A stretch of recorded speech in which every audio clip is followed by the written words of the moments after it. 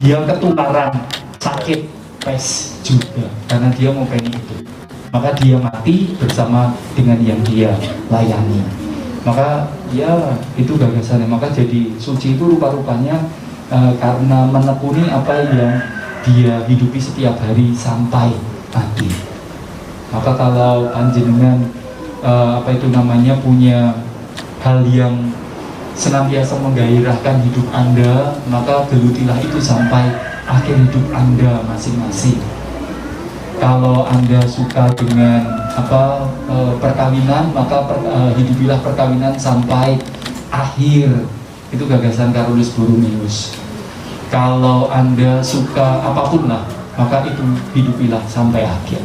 CB hanya mengatakan itu, kecuali CB tempat kerjanya Mbak siapa itu, dia tidak akan kerja di sana sampai akhir hayat, gitu. Sebelum hayat datang nanti, sebelum hayat pergi sudah dipensiunkan, gitu ya. Nah itu beberapa permenungan yang mau saya sampaikan Bapak Ibu. Kalau ada pertanyaan silahkan, mumpung kita ketemu siang hari ini. Cepat sebelum pertemuan kita selesai. Ada enggak pertanyaan? Ayo tanya, apapun. Sebelum saya tanya loh, sebelum saya tanya, ayo cepat, tanyalah. Ada enggak tanya? Kalau saya mengatakan silahkan bertanya, jangan Pak Budi yang bertanya. Tiap kali Pak Budi yang tanya Mas.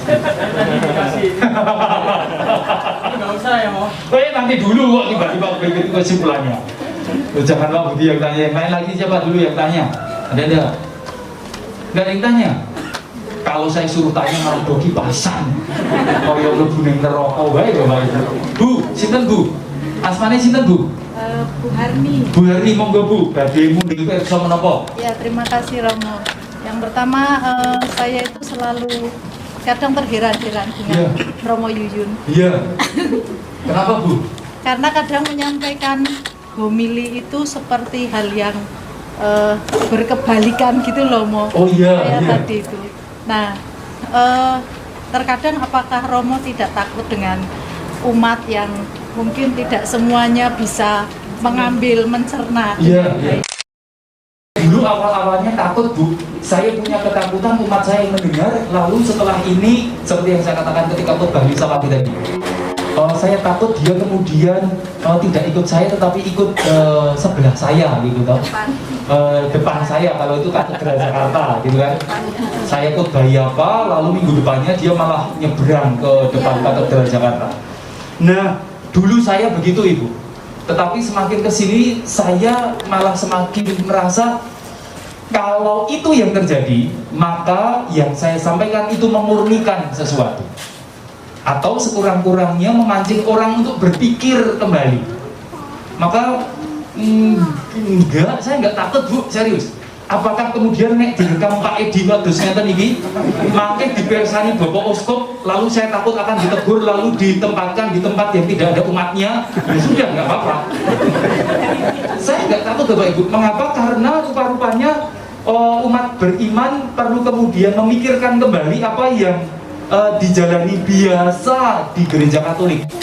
Biasanya ngeten, umumnya ngeten, adate ngaten, enggak Bapak Ibu. Itu pula yang saya katakan tadi tentang bacaan kedua. Kalau pesta kita lakukan begitu saja, maka orang itu akan punya hafalan di kepala, paling mung ngono. Anek mengono wae wis pisan wae cukup gitu kan. Maka orang membutuhkan sesuatu yang nyetrum mereka Bapak Ibu bagi saya. Maka apakah saya nggak takut semakin ke depan semakin berani Bapak Ibu? Mengapa? Iya, ada banyak alasan sih, ada banyak alasan. Tapi enggak Bu Harni, Bu Harni ya, iya. Jadi saya tidak takut misalnya lektor, bukan lektor, solisnya dia mau setelah itu dia tidak mau ke gereja lagi karena apa itu namanya khotbahnya kok keras itu. Ya wes.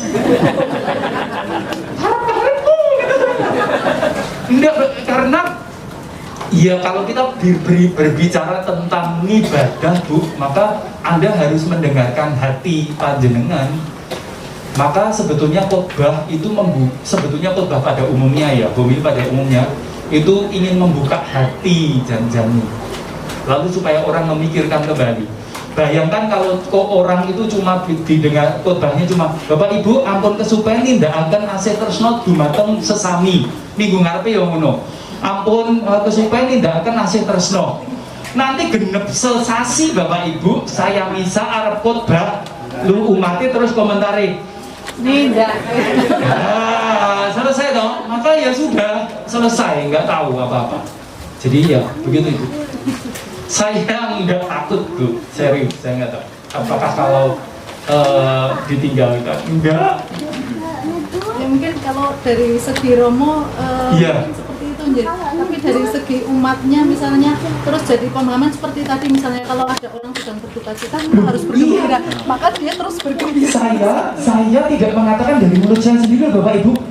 Iki pangayomi jenengan yang Anda pilih jadi pangayomi gereja ini jenengan, ya kan? Paulus yang mengatakan, maka saya senang kemudian mencuplik khotbahnya Paulus itu karena saya punya pembelaan diri. Ngopo sing ngendika niku santo sing jenengan pilih, sing patungin jenengan oyong otong-otong dari depan taman itu sekarang di depan aula itu loh. Dia mengatakan itu Bapak Ibu. Maka Paulus memang punya cara yang membuat orang berpikir ketika dia ingin mengikut Kristus. Jadi melihat kesedihan itu melihat orang sedih, jangan ikut sedih melulu. Kalau kita ada yang meninggal, lalu kita mau melu muwun, terus yang mati, sopo sing ngurusi kok awake dhewe melu muwun gitu kan. Maka Paulus mengatakan, nek ana sing mati, ya aja mung muwun. Kudune kowe seneng malah duwe cara piye le nindakake nyewangi sing. Maka Yesus pun akan mengatakan yang sama Bu. Kalau ada orang mati, biarlah yang mati ngurusi yang mati. Ya gitu toh. Ya sama sih cara bahasa Paulus yang saya pakai itu sih. Jadi apakah bisa ditangkap salah paham? Bisa banget. Tetapi persoalannya adalah semua isi kitab suci bisa disalahpahami Bu. Salah satunya adalah hari Sabat. Tuhan beristirahat hari ke-7. Nah itu kan nanti setiap orang Katolik yang tidak hati-hati memahaminya, pasti setiap minggu mintanya tidur di rumah. Kon ngepel alasane lho iki kan Gusti wayahe ngaso. Wong titah dalem ngaso kok mulane kok kon misa ning CB. Kan minggu ki wayahe ngaso, mulane turu wae gitu tuh ya. Maka itu kalau kita umatnya 4.000 yang misa, pernah dihitung kan seminggu itu misalnya hanya 700 kali 3 berarti 2.100. Berarti yang 1.900 kemana? Ngasuh. Mana yang nindak ke Sabtu dalam? Yang 1.900 atau 2.100 coba? Tergantung pemahaman kan? Yang 1.900 mengatakan bahwa aku didhawuhi Gusti Allah lumantar kitab Purwaning dumadi bab setunggal dina sing kapitu Gusti Allah ngasuh. Mula yen aku ngasuh, aku ki luwih Katolik tinimbang sing kaido nang gereja. Bisa. Bahkan kitab suci Bu, kalau Bapak, kalau kita mau tahu isinya pun kalau tidak hati-hati akan membuat kita merasa oh kudune ra ngono, kudune ini gitu kan. Maka ya begitu Bu. Maka dengan mengatakan itu sebetulnya yang ingin saya katakan sama seperti pemilihan tadi. Kalau hanya menyoblos itu akhirnya mengabaikan nalar sehat kita. Maka kemudian memahami kitab suci pun demikian. Tafsirnya apakah tafsir akal sehat atau tafsir ngoyoworo gitu saja Bapak Ibu. Jadi kira-kira begitu Bu Hermi. Oh kalau saya menjelaskan itu nanti panjang, tapi kira-kira begitu. Gitu. Ibu ada keinginan untuk Membagikan, menyumbangkan. Iya itu. Ada yang lain lagi silahkan kalau bertanya. Monggo Pak Gandum. Oh iya. Jadi saya menambahkan kebahagiaan. Iya. Bung Remo itu bagus sekali dari kalau kita mendengar dari awal sampai akhir itu dengan fokus. Ya. Takutnya kalau ada orang agak ngantuk, yang didengar pas. Iya. Yang didengar pas sarkastiknya gitu loh. Lalu apalagi kalau khotbah diselingi pipis gitu loh ya. Kamar mandi dulu. Wah, maka selesai. Ya, saya paham itu. Ya, saya paham. Betul Bapak Ibu. Maka itu juga sama Bu dan Bapak Anda semua. Kita selalu mendengar, membaca kitab suci tidak boleh sepotong-potong.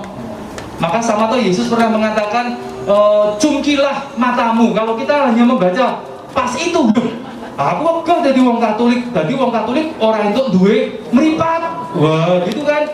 Kalau kita membaca pas membukakan ada tuh guru agama kita yang mengatakan kalau kita tanya, Pak Bu, nek maca kitab suci niku saya ini pripun?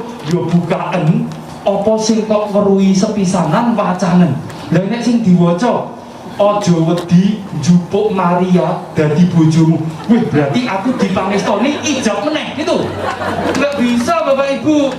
Betul kata Pak Bandung. Maka membacanya harus satu perikopa.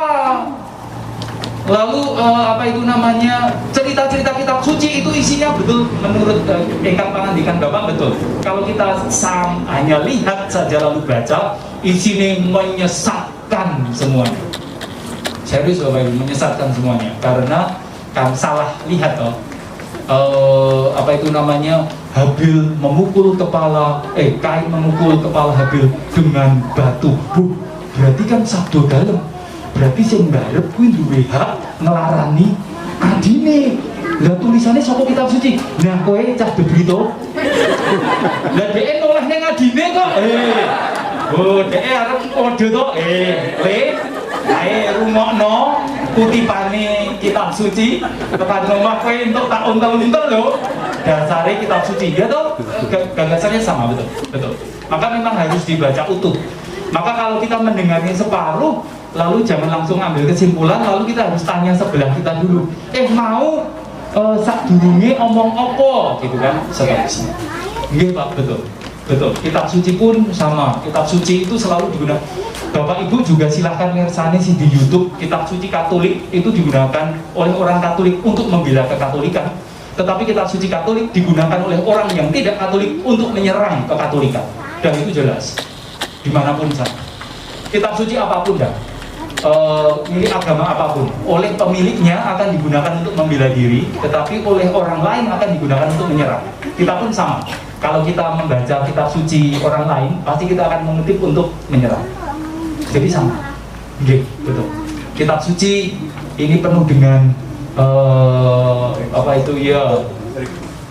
ada intriknya, ada ambigunya kalau tidak hati-hati. Nggih, matur nuwun Bu, Bapak. Ada yang lain lagi? Anak-anak tanya. Tanya enggak?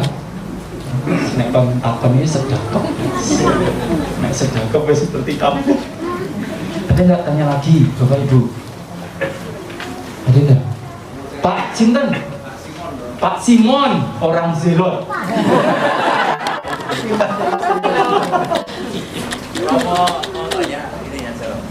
Tadi Romo mengatakan baru kali ini membawakan misa lingkungan ya Romo? Iya, misa ujub lingkungan loh Pak.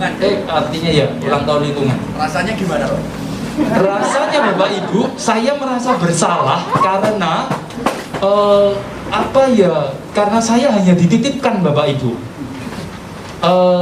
Nah itu pembelaan saya, ya kan pembelaan saya. Mengapa?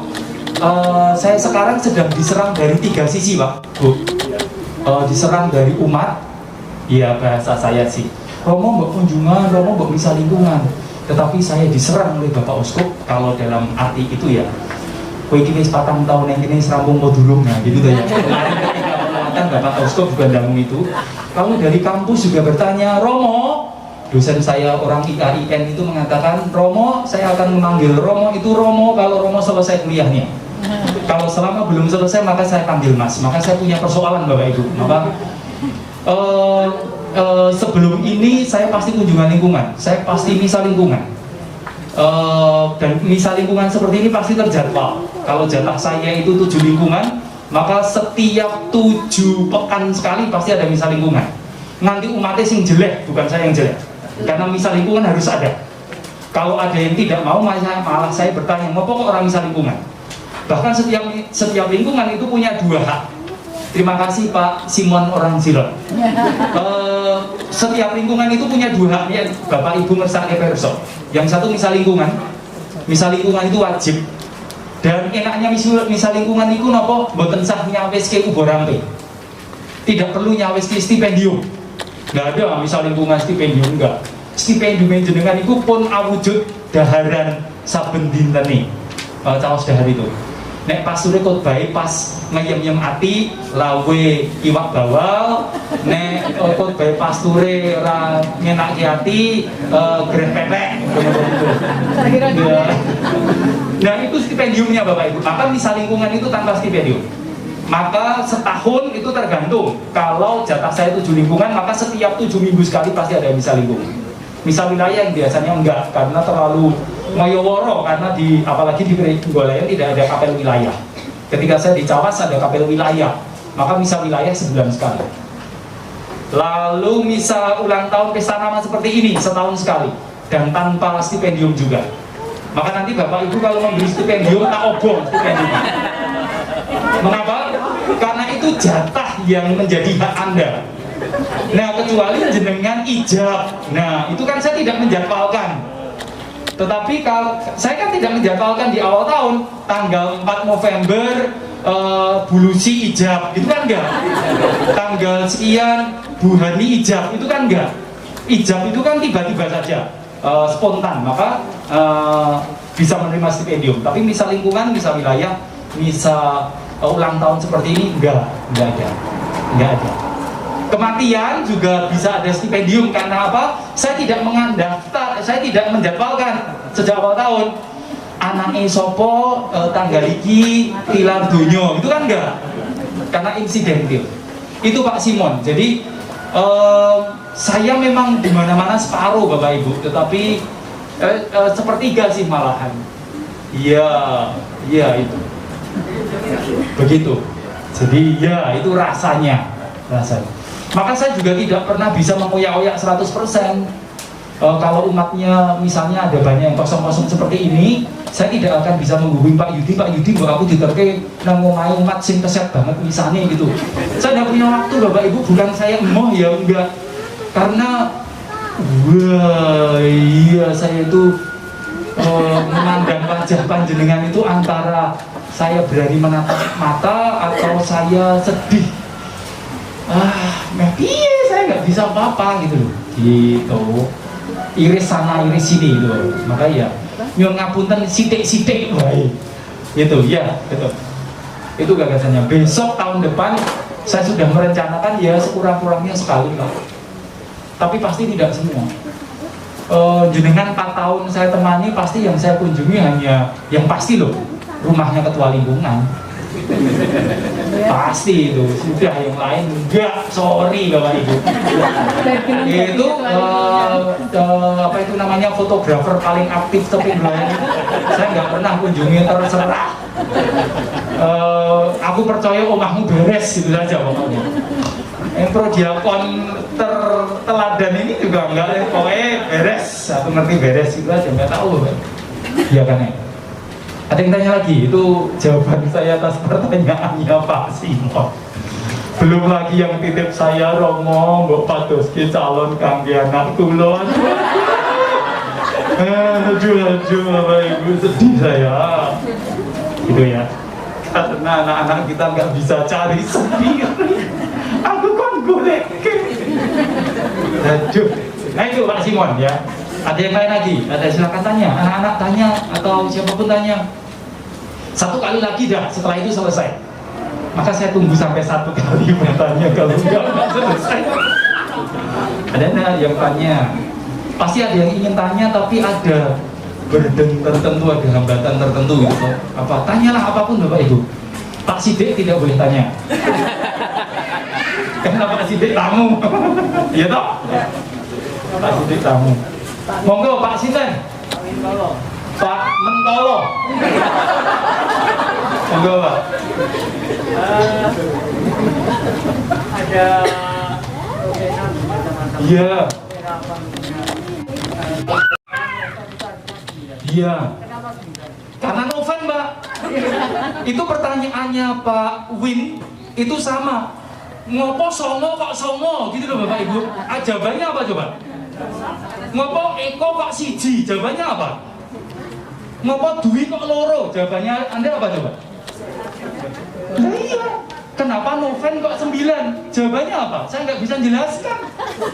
Karena Noven itu 9, Mbak. Iya itu bahasa, maka saya nggak bisa.